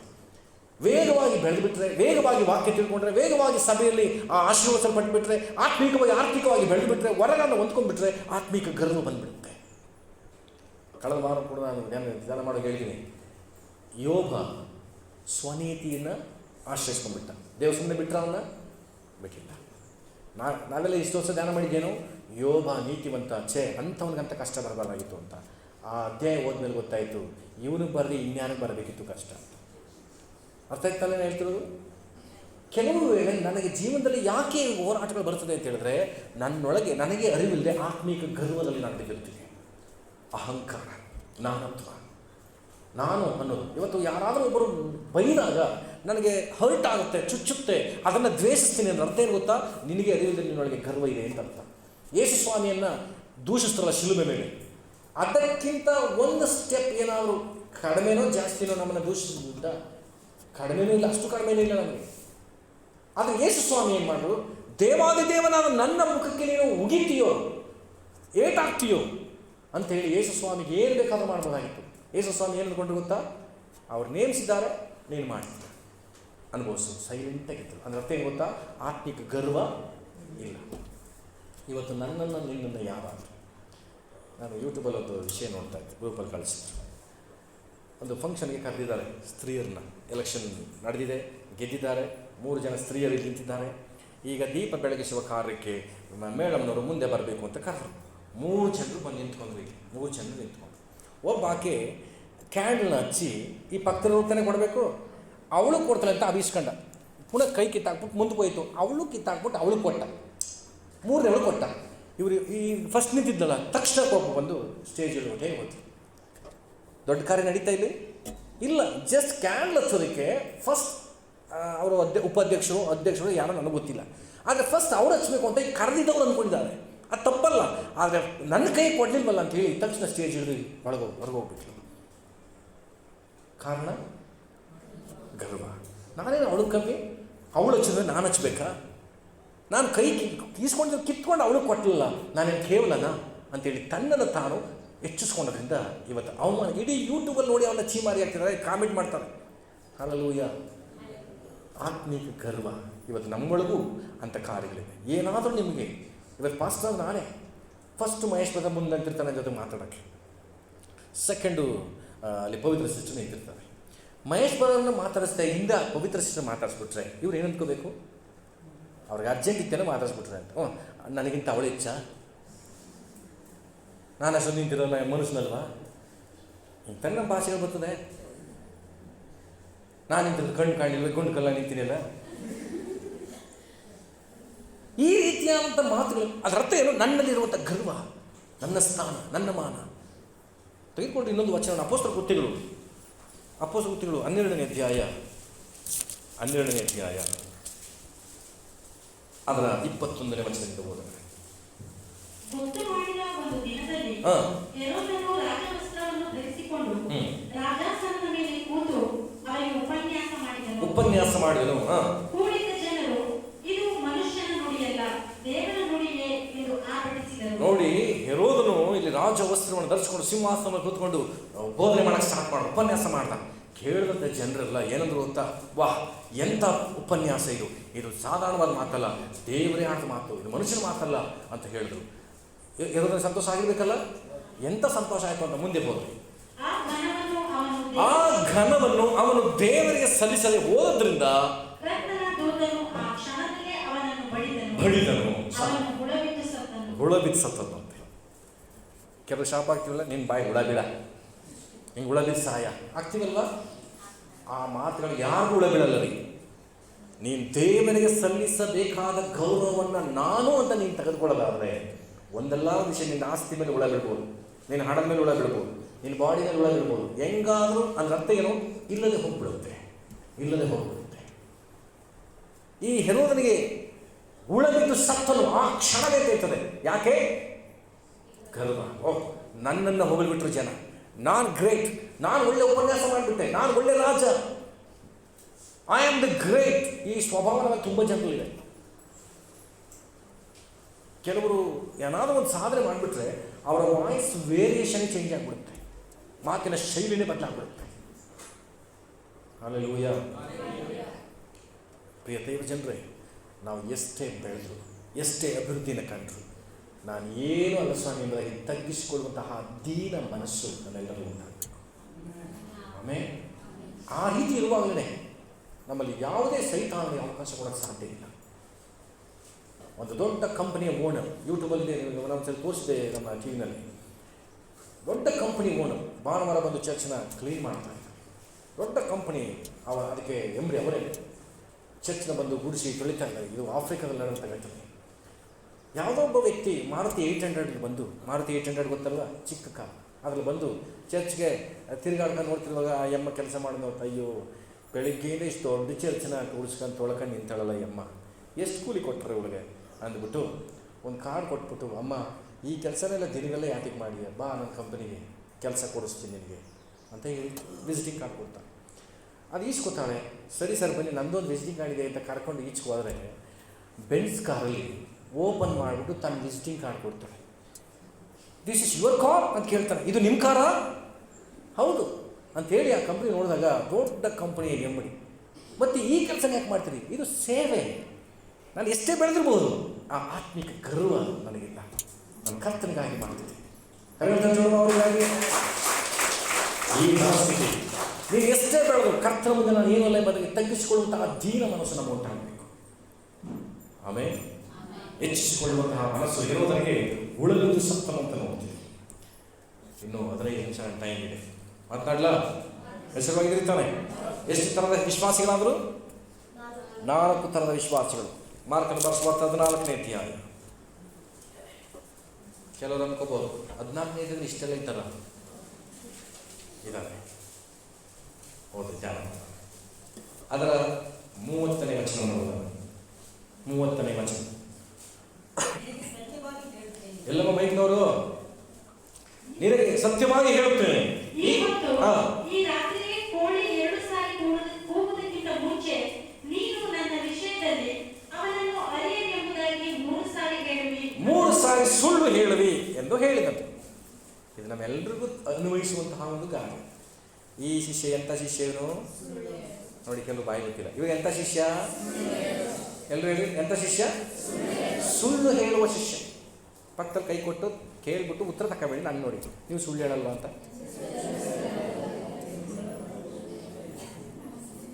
ನಿಮಗೆ ಗೊತ್ತಿರುತ್ತೆ, ಕೇಳೋದು ನಾನೇ ಕೇಳ್ತಾವಣಿ ಪಾಸ್ಟ್ರೆ ಅಂತ, ಕೇಳೋದು ನಾನೇ ಸುಳ್ಳು ಹೇಳ್ತಾವಣಿ ಪಾಸ್ಟ್ರೆ ಅಂತ. ತುಂಬ ಸುಳ್ಳು ಹೇಳ್ತಿದ್ದ. ಬಟ್ ಇಲ್ಲಿ ಶಿಷ್ಯರ ಬಗ್ಗೆ, ಯೇಸು ಸ್ವಾಮಿ ಶಿಷ್ಯನೇನು ಅದು ಏನು ಹೇಳ್ತಿದ್ದಾರಂತೆ? ಸುಳ್ಳು ಹೇಳುವಂಥ ಶಿಷ್ಯ.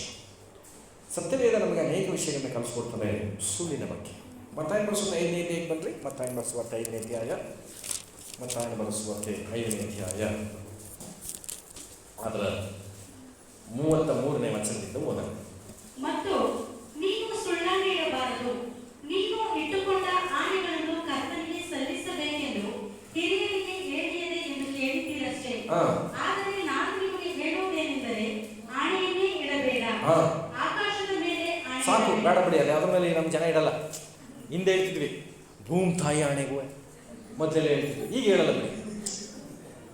ಭೂಮಿ ತಾಯಿ ಗೊತ್ತಾನೆ, ಹಂಗೆ ತಾನೇ ಹೇಳ್ತಿದ್ವಿ. ಭೂಮಿ ತಾಯಿ ಆಣೆಗೂ ನಾನು ಏನು ಮಾಡಿಲ್ಲ, ನಾನು ಕತ್ಕೊಂಡು ನಾ ಎತ್ತಿಲ್ಲ ಕಾಸ ಅಂತ. ಬಟ್ ಈಗ ನಾವೆಲ್ಲ ಹೇಳೋದು ದೇವಜನರು.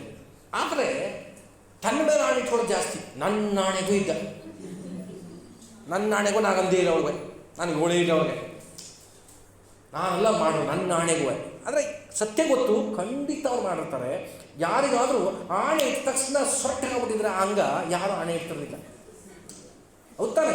ನಾನು ಕಣ್ಣಾಣೆಗೂ ಇಲ್ಲ ಹಿಂಗೋಗಿದ್ರೆ ಒಬ್ಬರ ಹಿಡಿತಿದ್ರೆ ಎಷ್ಟು ವರ್ಷದಿಂದ ಆಣೆ ಇಟ್ಕೊಂಡು ಬರ್ತಾವ್ರೆ, ಕಲ್ಗುಂಡಾಗದ ಒಂದೊಂದು ಅಂಗನೂ ಚೆನ್ನಾಗಿ ಅವ್ರೆ. ಆದ್ದರಿಂದ ಧೈರ್ಯ, ಆಣೆ ಇಟ್ಟರು ಏನಾಗಲ್ಲ, ಏನು ನಡೆಯಲ್ಲ ಅಂತ ಗೊತ್ತು. ತುಂಬ ಜನ ಆಣೆ ಇಡ್ತಾರೆ. ಅದು ಎಂತೆಂಥ ಆಣೆ ಅಂತೆ ನಾವು ಗಮನಿಸ್ರಿ. 37ನೇ ವಚನ ಓದಿ. ಆದರೆ ನಿಮ್ಮ ಮಾತು ಹೌದಾದರೆ ಹೌದು, ಅಲ್ಲವಾದರೆ ಅಲ್ಲ ಎಂದಿರಲಿ. ಸಾಕು. ನಿಮ್ಮ ಮಾತು ಹೆಂಗಿರ್ಬೇಕಂತೆ? ಹೌದು ಅಂದರೆ ಎಸ್ ಹೌದು ಅಷ್ಟೇ. ನಿಜವಾಗ್ಲುವ? ಪುನಃ ಕೇಳೋದು ಏನಂತಾರೆ? ಸತ್ಯವಾಗ್ಲುವ? ಪ್ರಾಮಿಸ್ ಮಾಡು. ಕೆಲವು ಹಾಣೆಗಳನ್ನ ತಗೋತಾರೆ. ಈ ಸ್ವಭಾವಗಳನ್ನ ಬಿಡ್ರಿ. ನೋಡಪ್ಪ ಏನಾದ್ರು ಅಂದ್ಕೋ, ನಾನು ಹೇಳ್ತೀನಿ ಹೌದು, ನಂಬು ಬಿಟ್ಟರೆ ಬಿಡು ಅಷ್ಟೇ. ಇದಕ್ಕಿಂತ ಹೆಚ್ಚಿನದು ನಾವು ಮಾಡ್ತೀವಿ ಇಲ್ವಾ? ಇದಕ್ಕೆ ಹೆಚ್ಚಿನ ಪ್ರಯತ್ನ. ನಂಬಲ್ಲ ಅಂತ ಇಟ್ಕೊಳ್ಳಿ, ನಾವು ನಂಬಿಸಕ್ಕೆ ಟ್ರೈ ಮಾಡ್ತೀವಿ ಇಲ್ವಾ? ಏನಂತ ಗೊತ್ತಾ ನೆಕ್ಸ್ಟ್ ಲೈನು? ಇದಕ್ಕಿಂತ ಇದಕ್ಕಿಂತ ಹೆಚ್ಚಾದದ್ದು ಸೈತಾನನಿಂದ ಬಂದದ್ದು. ಯಾರಿಂದ ಬಂದದ್ದು? ನೀನೇನಾದರೂ ನಂಬಲ್ಲ ಅಂತೇಳಿ ನಂಬಿಸ್ಲಿಕ್ಕೆ ಟ್ರೈ ಮಾಡಿದ್ರೆ ಈಗ ಸೈತಾನ ಸ್ಟಾರ್ಟ್ ಮಾಡ್ತಾನೆ ಮಾತಾಡೋಕ್ಕೆ ಅಂತ ಅರ್ಥ. ನಂಬಿದ್ರೆ ನಂಬಲಿ, ಬಿಟ್ಟರೆ ಬಿಡಲಿ. ಯಾರನ್ನು ನಂಬಿಸ್ಲಿಕ್ಕೆ ನೀವು ಬದುಕೋದು ಬೇಡ ರೀ. ಇಲ್ಲೊಬ್ಬ ಶಿಷ್ಯ ಇದ್ದಾನೆ, ಸುಳ್ಳು ಹೇಳುವ ಶಿಷ್ಯ.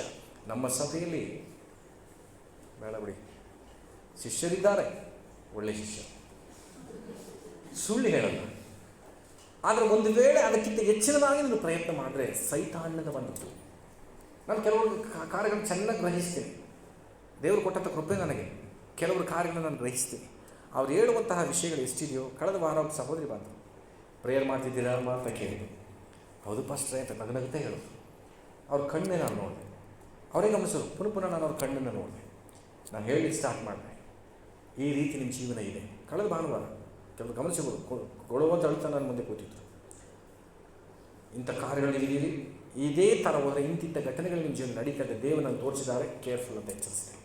ತಕ್ಷಣ ಕಣ್ಣೀರಾಕಿ ಹೇಳಿದ್ರು, ಹೌದು ಪಾಸ್ಟರ್ ನಾನು ಆಗಿದ್ದೀನಿ. ಕಳೆದ ಭಾನುವಾರ ಮುಂಜಾನೆಯಿಂದ ನಾನು ಪ್ರಾರ್ಥಿಸುವಾಗ ಆಕೆ ಬಗ್ಗೆ ನಾವು ದೇವರು ತೋರಿಸಿದ್ರು. ಇವತ್ತು ಬರ್ತಾಳೆ, ನೀನು ಮಾಡ್ತಾಳೆ. ಹಿಂದಿದ್ರೆ ಯಾರು ನಿಮ್ಮ ಜೊತೆ ಇರಲ್ಲ, ಒಬ್ಬೊಂಟಿಗೆ ನಿಂತ್ಕೋತಿ ಎಂಬುದಾಗಿ ನಾನು ದೇವರು ಎಚ್ಚರಿಸ್ತಾರೆ. ಎಷ್ಟೋ ತಪ್ಪುಗಳನ್ನ ಮಾಡಿದೀಯಾ, ಸಹಿಸ್ಕೊಂಡಿದ್ದೀನಿ, ಇನ್ನೂ ತಪ್ಪಲ್ಲಿದೆಯಾ, ಇಲ್ಲಿ ಹೀಗೆ ಇದ್ದರೆ ನೀವು ಒಬ್ಬೊಂಟಿಗೆ ನಿಂತ್ಕೋತಿ ಎಂಬುದಾಗಿ ನಾನು ಎಚ್ಚರಿಸ್ತೇನೆ. ಆ ಘಟನೆ ಆ ಒಂದು ಸಿಚುವೇಶನ್ ನನಗೆ ಬರದೇ ಇರಲಿ ಪಾಸ್ಟ್ರೆ, ನಾನು ಬದಲಾಯಿಸ್ಕೊತೀನಿ ಎಂಬುದಾಗಿ ಅರ್ಪಿಸ್ಕೊತೀನಿ. ಅಲ್ಲೆಲೂಯಾ. ಅದಕ್ಕೆ ಕೆಲವು ಕೇಳ್ತೀನಿ ಪ್ರೇಯರ್ ಮಾಡಲಿ ಅಂತ. ಪಾಸ್ಟರ್ ಏನ್ಬಿಡ್ತಾರೆ ಕೆಲವರು, ಎಂಥ ಕಳ್ಳರು ಗೊತ್ತಾ, ಎಂಥ ಸುಳ್ಳು ಗೊತ್ತಾ, ಪ್ರೇಯರೇ ಮಾಡಲ್ಲ ವಾರ ಪೂರ್ತಿ, ಬೈಬಲ್ಲೇ ಕೊಟ್ಟಿರಲ್ಲ. ನನ್ನ ನೆಚ್ಚೋದ್ರ ಪ್ರಯೋಜನ ಏನು? ಇದಕ್ಕೆ ಇದು ಹೌದು ಅಂದರೆ ಹೌದು, ಇಲ್ಲ ಅಂದರೆ ಇಲ್ಲ. ಇದು ಬಿಟ್ಟು ಹೆಚ್ಚಿನಾಗಿ ಬಂತ ಇಲ್ವಾ? ಈಗ ಬೈಬಲ್ ಓದಿಲ್ಲ ಯಾರು? ನನ್ನ ಜೊತೆ ಇದ್ದೀರಾ? ನನ್ನ ಜೊತೆ ಇದ್ರಲ್ವಾ? ಸ್ತೋತ್ರ. ಯಾರನ್ನ ಹೇಳಿ, ಯಾರಿಗೂ ಹೇಳಿದ್ರು ಭಯ ಅಂತ ನನ್ನ ಹೆಸರು ಹಿಂಗೆ ಮಾಡಿಬಿಟ್ರಲ್ಲ ಪಾಸ್ಟು ಅಂತ. ತುಂಬ ಜನ ಓದಿರೋರು ಅವರಾಗಿ ಬೆಳಿಗ್ಗೆ ಎದ್ದು ಮೊಬೈಲ್ ಇಟ್ಕೊಳ್ಳೋದೇ ಜಾಸ್ತಿ, ಬೈಬಲ್ ಮುಟ್ಟಲ್ಲ ಅಂಥವರು. ಬೈಬಲ್ಲೇ ಓದ್ದೇವ್ರನ್ನ ಬೈಬಲ್ ಓದಿದ್ರೆ ಇವತ್ತು ಅದು ಕೇಳೋದು, ಪಾಸ್ಟರ್ ಓದ್ತೀನಿ. ನಾನು ಇನ್ಮೇಲೆ ಅಭ್ಯಾಸ ಮಾಡಬೇಕು, ಏನು ಓದಿದ್ರಿ ಅಂತ ಕೇಳಬೇಕು. ನೆಕ್ಸ್ಟ್ ಅಂತಕ್ಕೆ ಹೋಗ್ಬಿಡ್ತೀನಿ, ಇವತ್ತು ಏನು ಓದಿದ್ರಿ, ಏನು ಮಾತಾಡ್ತೀನಿ ನಿಮಗೆ ಅಂತ ಕೇಳಬೇಕು. ಏನೋ ಇರಲಿ.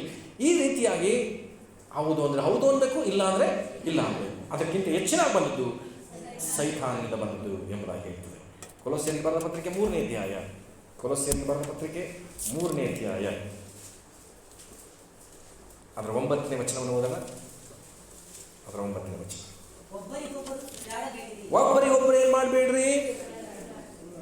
ಎಂತ ಮಾತು ನೋಡ್ರಿ, ಒಬ್ರಿಗೊಬ್ರು ಅಂದ್ರೆ ಅರ್ಥ ಏನು? ಇಬ್ರು ಎಲ್ಲಿ ಸೇರ್ತೀರೋ ನಿಮ್ಮ ಬಾಯಿಂದ ಒಬ್ರಿಗೊಬ್ರು ಎಲ್ಲರೂ ಈ ಮಾತು ಹೇಳೋಣ, ಒಬ್ಬರಿಗೊಬ್ಬರು ಸುಳ್ಳಾಡಬೇಡ್ರಿ. ಆಮೇಲೆ ಆದರೆ ನಾವು ಸುಳ್ಳು ಹೇಳಿದ್ರೆ ನಮ್ಮ ಜೀವನನೇ ಸಾಗಲ್ಲ ಅನ್ನೋ ಥರ ಕೆಲವರು ಇದ್ದಾರೆ. ಸತ್ಯವೇದ ಹೇಳ್ತಾ ಇದೆ, ದೇವರ ವಾಕ್ಯ ಹೇಳ್ತಾ ಇದೆ, ಜೀವಗಳ ವಾಕ್ಯ ಹೇಳ್ತಾ ಇದೆ, ನಿನ್ನನ್ನು ಆಶೀರ್ವಾದ ಮಾಡೋದಕ್ಕೋಸ್ಕರ ದೇವರು ಹೇಳ್ತಿದ್ದಾರೆ, ನೀನು ಒಬ್ಬರಿಗೊಬ್ಬರು ಸುಳ್ಳು ಆಡಬೇಡ್ರಿ. ಮುಂದೆ ಹೋದ್ರಿ, ನೀವು ಪೂರ್ವ ಸ್ವಭಾವವನ್ನು ಅದರ ಕೃತ್ಯಗಳ ಕೂಡ ತೆಗೆದಿಟ್ಟು ನೂತನ ಸ್ವಭಾವವನ್ನು ಧರಿಸಿಕೊಂಡಿದ್ದೀರಲ್ಲವೇ.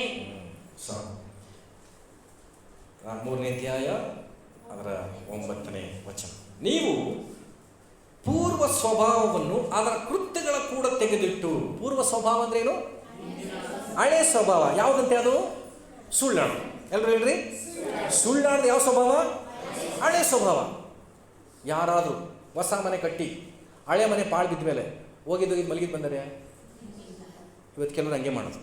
ಹೊಸ ಮನೆಗೆ ಬಂದಿರ್ತಾರೆ, ಹೊಸ ಜೀವನಕ್ಕೆ ಬಂದಿರ್ತಾರೆ, ಆದರೂ ಹಳೆ ಮನೆಗೆ ಹೋಗಿ ಒಂದೊಂದು ಸುಳ್ಳು ಹೇಳ್ಕೊಂಬರೋದು. ಹಳೆ ಸ್ವಭಾವ ಯಾವುದು? ಸುಳ್ಳು. ಇವತ್ತಿನಿಂದ ನೀವು ಸುಳ್ಳು ಹೇಳುವಾಗ ನೆನೆಸ್ಕೋಬೇಕು, ನಾನು ಹಳೆ ಸ್ವಭಾವಕ್ಕೆ ಹೋಗ್ತೀನಿ. ನಿನ್ನೆ 6 ಜನರ ಕರ್ಕೊಂಡೋಗಿ ತಲಕಾಡಲ್ಲಿ ಊಟ ಹಾಕ್ಬಿಟ್ಟು ಬಂದ್ವಿ ಗೊತ್ತಾ? 6 ಜನರ ಊಟ ಹಾಕ್ಬಿಟ್ಟು ಬಂದಿದ್ದೀವಿ. ಪುನಃ ಹೋಗಿ ಅವರನ್ನು ನೋಡ್ಕೊಂಬರ್ಬಾರ್ದು.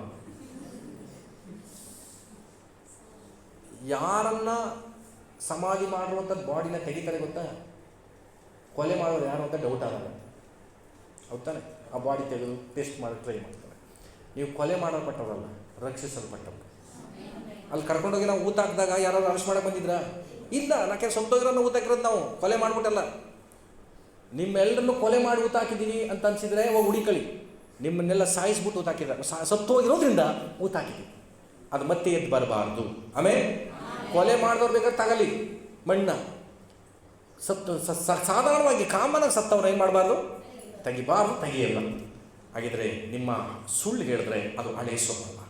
ಅದರ ಕೃತ್ಯಗಳ ಕೂಡ ತೆಗೆದಿಟ್ಟಬೇಕಂತೆ. ಕೃತ್ಯಗಳು ಸುಳ್ಳು ಅನ್ನುವಂಥ ಏನೆಲ್ಲ ಕೃತ್ಯಗಳಿತ್ತೋ ಅದೆಲ್ಲವನ್ನು ತೆಗೆದಿಟ್ಟಂತಹ ಹೊಸ ನೂತನ ಸ್ವಭಾವವುಳ್ಳವರು ನಾವೆಲ್ಲ.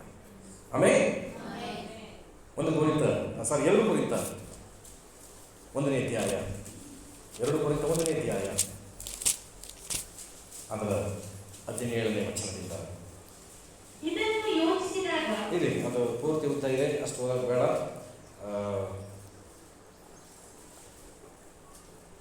19ನೇ ವಚನ ಓದೋಣ. ನಾವು ಅಂದರೆ ನಾನು, ಸಿಲ್ವಾನನು, ತಿಮೋಥೆಯನು ನಿಮ್ಮಲ್ಲಿ ಪ್ರಸಿದ್ಧಿಪಡಿಸಿದ ದೇವರ ಮಗನಾದ ಯೇಸು ಕ್ರಿಸ್ತನು ಹೌದೆಂತಲೂ ಅಲ್ಲವೆಂತಲೂ ಎರಡೂ ಪ್ರಕಾರವಾಗಿರಲಿಲ್ಲ.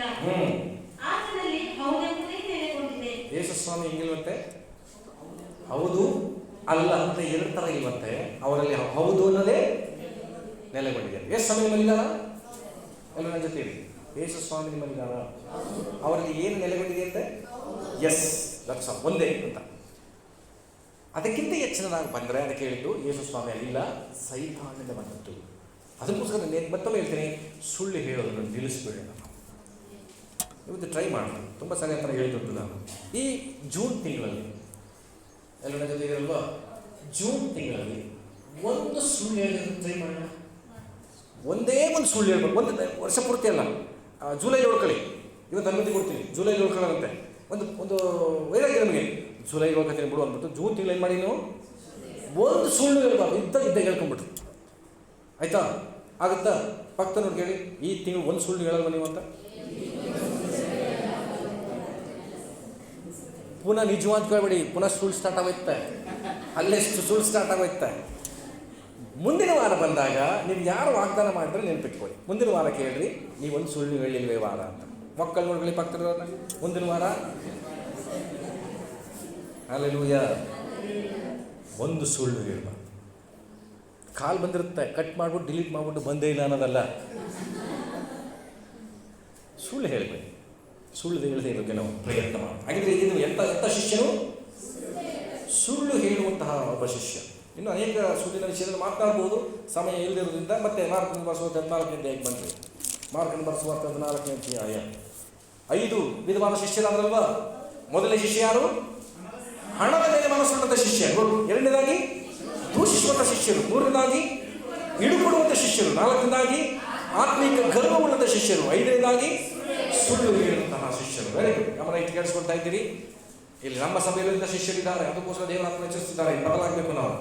6ನೇದಾಗಿ 37ನೇ ವಚನ, ಮಾರ್ಕ 14:37ನೇ ವಚನ. ಆಮೇಲೆ ಆತನು ಬಂದು ಅವನು ನಿದ್ದೆ ಮಾಡುವುದನ್ನು ಕಂಡು ಪೇತ್ರನಿಗೆ, ಸೀಮೋನನೇ, ನಿದ್ದೆ ಮಾಡುತ್ತೀಯಾ? ಒಂದು ಗಳಿಗೆಯಾದರೂ ಎಚ್ಚರವಾಗಿರಲಾರೆಯಾ? ಸಾಕು. ಇಲ್ಲಿ ಎಂಥ ಶಿಷ್ಯನು? ನಿದ್ದೆ ಮಾಡೋ ಶಿಷ್ಯ. ನಮ್ಮ ಸಭೆಯಲ್ಲಿ ಕೆಲವರಿಗೆ ಪ್ರತಿ ವಾರ ಇಲ್ಲಿಂದ ಬಂದ ನಿದ್ದೆ ಕರೆಕ್ಟಾಗಿ ನಿದ್ದೆ ಮಾಡ್ತಿರ್ತಾರೆ. ದೇವ್ರ ಸ್ತೋತ್ರ. ಇವತ್ತು ಯಾರು ನಿದ್ದೆ ಮಾಡ್ತಿಲ್ಲ. ಈ ಪ್ರಸಂಗ ಬರ್ತದೆ ಅಂತ ಯಾರು ನಿದ್ದೆ ಮಾಡ್ತಾರೆ? ನಿದ್ದೆ ಮಾಡುವ ಶಿಷ್ಯ. ಯೇಸು ಸ್ವಾಮಿ ಹೇಳ್ತಿದ್ದಾರೆ, ಸ್ವಲ್ಪ ಹೊತ್ತಾದ ಸಂಗಡ ಎಚ್ಚರವಾಗಿರಕ್ಕಾಗಲ್ವೇ? ಗಮನಿಸ್ರಿ, ಇದೆಲ್ಲ ಕಂಡುಬಿಟ್ಕೊಂಡು ಎಚ್ಚರ ಗೊತ್ತಿರ್ಬೋದು. ಆದರೆ ಎಂಥ ಶಿಷ್ಯರು ಗೊತ್ತಾ? ಪ್ರಾರ್ಥನೆಯಲ್ಲಿ ಎಚ್ಚರವಾಗಿಲ್ಲ ತುಂಬ ಜನ. ಪೊಲೀಸೆ ಪತ್ರಿಕೆ ಬರೆಯುವಾಗ, ಸುಳ್ಳು ಸಭೆ ಬರೆಯುವಾಗ ಪೌಲ ಹೇಳ್ತಾನೆ, ಪ್ರಾರ್ಥನೆಯಲ್ಲಿ ನೀವು ಎಚ್ಚರವಾಗಿರದೆ ಅಂತ ಹೇಳ್ತಾರೆ. ಪ್ರಾರ್ಥನೆ ಬಿಟ್ಟರೆ ಏನು ಬರ್ತದಂತೆ? ನೆಕ್ಸ್ಟ್ ಹೇಳ್ತದೆ, ಶೋಧನೆಗೆ ಒಳಗಾಗದಂತೆ. ಹಾಗಿದ್ರೆ ಎಚ್ಚರ ಅನ್ನೋದು, ನಿದ್ರೆ ಅನ್ನೋದು ಸೈತಾನನಿಗೆ ನಾನು ಅವಕಾಶ ಕೊಡ್ತಾ ಇದ್ದೀನಿ. ಇವತ್ತು ಎಷ್ಟೋ ಜನ ಪ್ರತಿದಿನ ಪ್ರಾರ್ಥನೆ ಮಾಡಿರುವಂಥವ್ರಿದ್ದಾರೆ. ನನ್ನ ಜೀವನದಲ್ಲಿ ಯಾಕೆ ಈ ಶೋಧನೆ, ನನ್ನ ಜೀವನದಲ್ಲಿ ಯಾಕೆ ಈ ಕೊರತೆ, ನನಗೆ ಯಾಕೆ ಬಂದು ಇಂಥ ಕಷ್ಟ ಎಂಬುದಾಗಿ ಪ್ರಶ್ನೆನ ಆಮೇಲೆ ಮಾಡ್ತಾರೆ. ಯಾವತ್ತೋ ನಿನ್ನ ಸಭೆಗೆ ಬಂದು ಹೋಗಿ ದೇವರನ್ನು ಆಶೀರ್ವದಿಸ್ತಾರೆ ಅನ್ನುವಂಥದ್ದು ನೀನು ಮೂರ್ಖತನ, ತಪ್ಪಾದಂಥ ಸ್ವಭಾವ. ನೀನು ಪ್ರತಿದಿನ ಪ್ರಾರ್ಥನೆ ಮಾಡಿದರೆ ಮಾತ್ರನೇ ಶೋಧನೆಗೆ ಒಳಗಾದರೂ ನೀನು ಜಯಿಸ್ತೀಯ ಅಂತ ಬೈಬಲ್ ಹೇಳ್ತದೆ. ಚರ್ಚ್ಗೆ ಹೋಗಿದ್ದು ಬರೋದ್ರಿಂದ ದೇವರನ್ನ ಕಾಯಲ್ಲ. ಚರ್ಚ್ಗೆ ಹೋಗಿದ್ದು ಬರೋದು ನಿನ್ನ ಬಲ ಹೊಂದೋದಕ್ಕೆ. ಹಲ್ಲೆಲೂಯಾ. ಆದ್ದರಿಂದ ಪ್ರಿಯ ಸಭೆ, ಪ್ರಾರ್ಥನೆಯಲ್ಲಿ ಇವತ್ತು ಎಷ್ಟೋ ಜನ ನಿದ್ದೆ ಮಾಡುವ ಶಿಷ್ಯರಿದ್ದಾರೆ. ಸತ್ಯವೇದ ಓದುವುದರಲ್ಲಿ ನಿದ್ರೆ ಮಾಡೋರಿದ್ದಾರೆ. ಅನ್ಯ ಜನರ ಮಧ್ಯದಲ್ಲಿ ನೀವು ಕೆಲಸ ಮಾಡುವಾಗ, ನಾನೊಬ್ಬ ದೇವರ ಮಗಳು, ನಾನೊಬ್ಬ ದೇವರ ಮಗನು, ಇವರ ಮಧ್ಯದಲ್ಲಿ ನಾನು ಹೇಗೆ ನಡ್ಕೊಳ್ಬೇಕು ಅನ್ನುವ ವಿಷಯದಲ್ಲಿ ನಿದ್ರೆ ಮಾಡುವವರಾಗಿದ್ದಾರೆ. ಅನೇಕರು ನಿದ್ರೆ ಮಾಡ್ತಿದ್ದಾರೆ. ಎಷ್ಟರ ಮಟ್ಟಿಗೆ ಕೆಲವು ಸಹೋದರಿಯರ ಬಗ್ಗೆ ನಾನು ಕೇಳಿಸ್ಕೊಂಡಿದ್ದೀನಿ, ಕಂಡಿದ್ದೀನಿ, ಗ್ರಹಿಸಿದ್ದೀನಿ. ಅವರಿಗೂ ಇವರಿಗೂ ಯಾವ ವ್ಯತ್ಯಾಸವಿಲ್ಲದೆ ಪಾಪದ ಮಾತುಗಳನ್ನು ಆಡ್ತಾ ಪಾಪದ ಜೀವಿತವನ್ನು ಜೀವಿಸ್ತಾ ಸಭೆಯಲ್ಲಿದ್ದಾರೆ. ಇವರು ನಿದ್ರೆ ಮಾಡುವಂಥ ಶಿಷ್ಯರು. ದೇವಸ್ಥಾನಗಳಿಗೆ ಹೋಗುವಂತಹ ಸ್ವಭಾವ, ಇನ್ನು ವಿಗ್ರಹಗಳನ್ನು ಪೂಜಿಸುವಂತಹ ಸ್ವಭಾವ, ದೇವ ಜನರೊಳಗೆ ಯೇಸುವೇ ದೇವರೆಂಬುದಾಗಿ ಅಂಗೀಕರಿಸಿದ ಮೇಲೆ ಇದು ಹೇಗೆ ಸಾಧ್ಯ? ಇವರು ನಿದ್ರೆ ಮಾಡುವಂಥದ್ದು. ಸೈತಾನ್ ಹೇಳ್ತಿದ್ರು, ದೇವರು ಎಚ್ಚರಿಸ್ತಿದ್ರು, ಅದು ಯಾವ ಗ್ರಹಿಕೆನೂ ಇಲ್ಲದವರು. ವಾಕ್ಯ ಹೇಳ್ತದೆ, ನೀನು ಆಂತರದ ಮನಕನ್ನು ಕುರುಡಾಗಿ ಮಾಡಲ್ಪಟ್ಟಿದೆ, ಮಂಕಾಗ್ಬಿಟ್ಟಿದೆ ಎಂಬುದಾಗಿ ವಾಕ್ಯ ಹೇಳ್ತದೆ. ಇವರು ನಿದ್ರೆ ಮಾಡುವುದು. ಕಣ್ಣು ಮುಚ್ಚಿದ ಅರ್ಥ ಏನು? ನಿದ್ರೆ ಮಾಡ್ತಿದ್ದಾರೆ ಅಂತ. ಹೌದಾ? ಈ ಕಣ್ಣು ಇನ್ನು ಅನೇಕ ದೇವಚಂದ್ರ ಮುಚ್ಚಲ್ಪಟ್ಟಿದೆ. ದಯಮಾಡಿ ಇಲ್ಲೊಬ್ಬ ಶಿಷ್ಯನಿದ್ದಾನೆ, ನಿದ್ರೆ ಮಾಡುವಂಥ ಶಿಷ್ಯ. ಇಲ್ಲೊಬ್ಬ ವ್ಯಕ್ತಿ ಮಾಡಿದ್ದನ್ನು ನೋಡಿದ್ರೆ ಇದನ್ನು ಹೇಳಿ ನಾನು ಮುಗಿಸ್ತೇನೆ. ಮುಂದಿನ ವಾರ ಇನ್ನು ಕೆಲವು ಶಿಷ್ಯರ ಬಗ್ಗೆ ನಾವು ನೋಡೋಣ. ಅಪೊಸ್ತಲ ಕೃತ್ಯಗಳು 20ನೇ ಅಧ್ಯಾಯ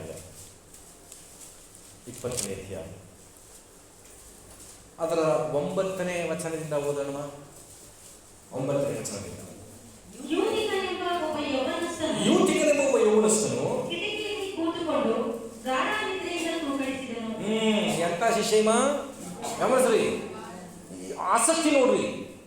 ಸಭೆಯೊಳಗಡೆ ಜಾಗ ಇಲ್ಲ, ಆದರೂ ಕೊಡುವಂಥ ಇಂಚೋರು ಬಂದು ಕಿಟಕಿ ಮೇಲೆ ಕೂತ್ಕೊಂಡು ಪ್ರಸಂಗ ಕೇಳಿಸ್ಕೊತಿದ್ದ. ಇಂಥ ಆಸಕ್ತಿ ನಮಗೆ ಯಾರಿಗಾರು ಇದ್ದ? ಬೆಂಗಳೂರಲ್ಲಿ ಎಂತೆಂಥ ಜನ ಇದ್ದಾರೆ ಗೊತ್ತಾ? ಕಾರ್ ಪಾರ್ಕಿಂಗ್ ಮಾಡೋಕ್ಕೆ ಜಾಗ ಇಲ್ಲಂತ ಬೇರೆ ಚರ್ಚ್ ಕೊಟ್ಟಿರ್ತಾರೆ.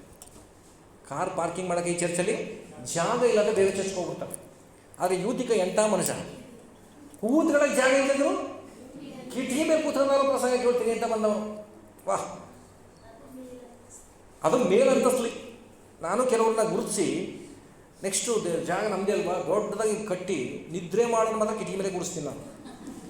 ನಿದ್ರೆ ಮಾಡೋರು ಕೆಲವರು ನನ್ನ ಮೈಂಡಲ್ಲಿ ಅವರೇ ಇಲ್ಲ ಅಂದರೆ ಭಾಳ ಇಕ್ಕಟ್ಟ ಚೇರ್ಲಿ ಎತ್ತರ ಕೂರಿಸ್ಬಿಡು, ಬಿದ್ದರೆ ಕೆಳಗೆ ಡಮ್ಮನ್ನು ಕೆಳಗೆ ಬಿಡಬೇಕು.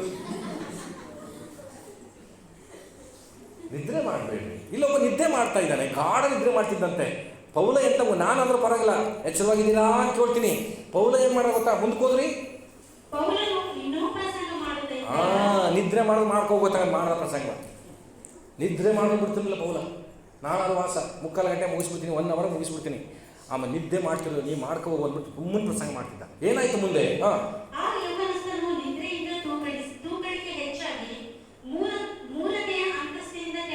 ಕೆಳಕ್ಕೆ ಬಿದ್ದನು. ಅವನನ್ನು ಎತ್ತಿ ನೋಡಿದಾಗ ಸತ್ತೋಗಿದ್ದ. ತೂಕಡಿಕೆ, ನಿದ್ರೆ. ಇವತ್ತು ನಿದ್ರಿಸುವಂಥ ಸ್ವಭಾವ ನಿನ್ನ ಆತ್ಮಿಕತೆಯಿಂದ ಸತ್ತು ಹೋಗುವಂಥ ಸ್ಥಿತಿ ತಂದುಬಿಡುತ್ತೆ. ಪ್ರಾರ್ಥನೆಯಿಂದ ಸತ್ತು ಹೋದ, ಪ್ರಾರ್ಥನೆಯಿಂದ ನಿದ್ರೆ ಮಾಡುವಂಥ ವಿಷಯ, ಪರಿಶುದ್ಧತೆ ನಿದ್ರೆ ಮಾಡುವಂಥ ವಿಷಯ, ಆತ್ಮಿಕತೆ ವಿಷಯದಲ್ಲಿ, ಸಭೆಯ ವಿಷಯದಲ್ಲಿ, ಕರ್ತನಿಗೆ ಕೊಡುವ ವಿಷಯದಲ್ಲಿ ನೀನು ನಿದ್ರೆ ಉಳ್ಳವಳಾಗಿ ಇದ್ದರೆ ಎತ್ತಿ ನೋಡಿದಾಗ ನೀನು ಸತ್ತೋಗಿರ್ತೀಯ. ಆತ್ಮಿಕತೆನೇ ಇಲ್ಲ, ದೇವರೇ ಇಲ್ಲ ನಿನ್ನ ಸಂಗಡ, ಕರ್ತನ ಬಲವನ್ನು ಗೊತ್ತಾಗುತ್ತೆ, ನೀನು ಜೀವ ಉಳ್ಳವಳು ಇರಬಾರ್ದು. ದಯಮಾಡಿ ಎಚ್ಚರಿಕೆ ವಹಿಸಿರಿ. ಅಂದು ಪೇತ್ರನು ತೂಕಡಿಸ್ತಾನೆ. ಸಿಮೋನ್ ಕೇಳ್ತಾರೆ, ಸಿಮೋನೇ ನನ್ನ ಸಂಗಡ ಸ್ವಲ್ಪ ಹೊತ್ತಾದರೂ ಎಚ್ಚರವಾಗಿರೋಕ್ಕಾಗಲ್ವಾ? ದೇವರು ನಿನ್ನ ಕೇಳ್ತಿದ್ದಾನೆ. ಈ ಜೂನ್ ತಿಂಗಳಲ್ಲಿ ಏನೇನು ತೀರ್ಮಾನ ಮಾಡ್ತೀಯೋ, ಏನು ವಾಕ್ಯ ಕೇಳಿಸ್ಕೊತೀಯೋ, ಈ 1 ತಿಂಗಳಾದರೂ ನನ್ನ ಜೊತೆ ಎಚ್ಚರವಾಗಿರೋಕ್ಕಾಗಲ್ಲ ನೀನು. ಆಮೇಲೆ ಪಕ್ಕದಲ್ಲಿ ನೋಡಿಲ್ರಿ, ನಾವು ಎಚ್ಚರವಾಗಿರೋಣ.